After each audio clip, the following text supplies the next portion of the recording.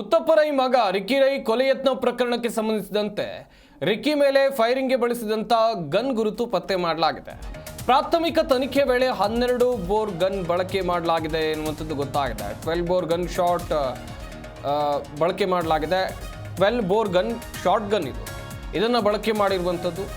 ಸ್ಥಳದಲ್ಲಿ ಸಿಕ್ಕಂಥ ಕೆಲವೊಂದಿಷ್ಟು ಮಾಹಿತಿಗಳ ಪ್ರಕಾರ ಅಂತ ಹೇಳಿದ್ರೆ ಅಲ್ಲಿ ಪೊಲೀಸ್ ತಂಡದಿಂದ ತನಿಖೆ ಆಯಿತು, ಸ್ಥಳ ಮಹಾಜರು ಮಾಡುವಂಥ ಕೆಲಸ ಕೂಡ ಆಯಿತು. ಒಂದಷ್ಟು ವಸ್ತುಗಳು ಸಿಕ್ಕಿವೆ ಎನ್ನುವಂಥದ್ದು ಗೊತ್ತಾಗಿದೆ. FSL ತಂಡದಿಂದ ಬುಲೆಟ್ ಮತ್ತು ಹಾಗೆಯೇ ಸಾಕಷ್ಟು ವಸ್ತುಗಳನ್ನು ಅವರು ವಶಪಡಿಸಿಕೊಂಡು ಈಗಾಗಲೇ ತನಿಖೆಯನ್ನು ಮಾಡುವಂಥ ಕೆಲಸವನ್ನು ಮಾಡ್ತಾ ಇದ್ದಾರೆ. ಈ ವೇಳೆ 12 ಬೋರ್ ಗನ್ ಇದರಲ್ಲಿ ಬಳಸುವಂಥ ಬುಲೆಟ್ ಮತ್ತು ಕಾಟ್ರೇಜ್ ಪತ್ತೆಯಾಗಿದೆ ಎನ್ನುವಂಥದ್ದು ಗೊತ್ತಾಗಿದೆ. ಸದ್ಯ ಪೊಲೀಸರು ತನಿಖೆಯನ್ನು ಮುಂದುವರಿಸಿದ್ದಾರೆ. ಈಗಾಗಲೇ ಪ್ರಕರಣಕ್ಕೆ ಸಂಬಂಧಿಸಿದಂತೆ FIR ದಾಖಲಾಗಿದೆ. ದೂರು ದಾಖಲಿಸಿಕೊಂಡು ತನಿಖೆಯನ್ನು ಕೂಡ ನಡೆಸಲಾಗ್ತಾ ಇದೆ.